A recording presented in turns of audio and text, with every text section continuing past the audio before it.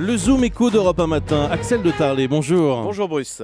La pression est maximale pour François Hollande. Dans son dernier rapport, la Cour des comptes demande des réformes structurelles. De même, la Commission européenne va dévoiler aujourd'hui ses recommandations à la France. Et là aussi, il sera question de réforme de fond.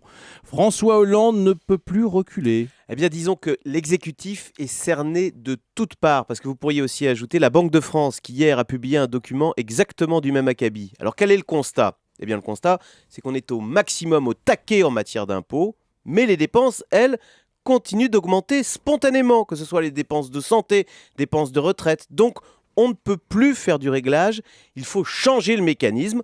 C'est ça, les fameuses réformes structurelles. Mais ce constat est connu depuis des années. Pourquoi le gouvernement agirait-il maintenant ? D'abord parce que la Commission européenne a été très claire. La France a obtenu un sursis de 2 ans pour réduire ses déficits en échange de ces réformes de fond. C'était ça le pacte. Et puis à un moment, quand tout le monde, quand la Cour des comptes, la Commission européenne, la Banque de France, quand tout le monde vous exhorte à faire ces réformes, quand tous vos voisins européens mettent en place ces réformes, eh bien à un moment c'est difficile de continuer à jouer les irrésistibles gaulois. Concrètement, qu'est-ce qui nous attend ? Alors évidemment, si ces réformes sont difficiles, c'est qu'elles sont très impopulaires. Écoutez, il y en a pour tout le monde. Hier, la Cour des comptes, par exemple, a demandé de faire un grand ménage chez tous les opérateurs parapublics, type Météo France, CNRS, Agence de santé.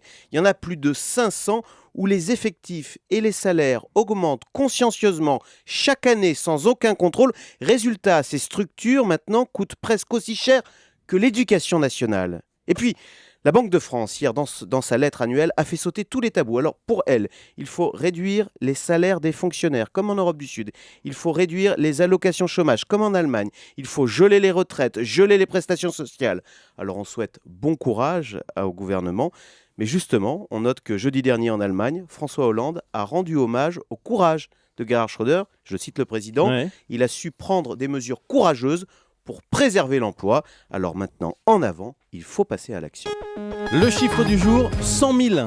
Le marché immobilier est bloqué. Illustration de ce blocage, les promoteurs se retrouvent en ce moment avec 100 000 logements invendus. C'est le chiffre le plus élevé depuis 5 ans. Merci Axel de Tarlet.